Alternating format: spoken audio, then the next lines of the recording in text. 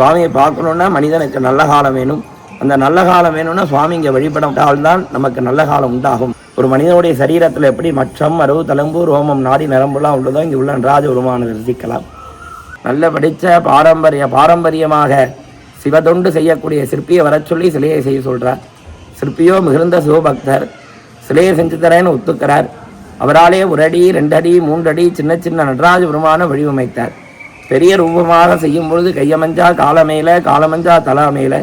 ஸ்தபதி எவ்வளோ முயற்சி பண்ணி பார்த்தாலும் அவரால் நடராஜ பெருமான் சிலையை பார்க்க முடியல.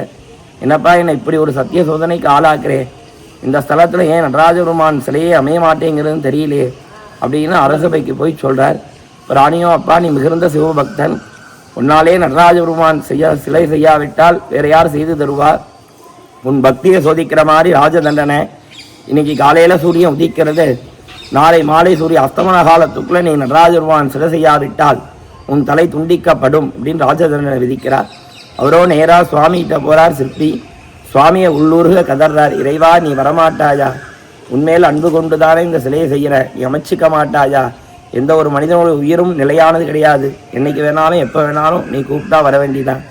ஆனால் உன்மேல் உள்ள பக்தி ஆத்மார்த்தம் என்னிடம் இருக்கு, நீ வரமாட்டாயான்னு உருகிறார். உடைய உண்மையான அன்புக்கும் பக்திக்கும் சுவாமி அம்பாலுமே மனுஷனாக வந்து சிலையை செய்யக்கூடிய பஞ்சலோக திராக குழம்பு பருகி நடராஜா சிவகாமியா நின்ற ஸ்தலம் இந்த ஸ்தலம்.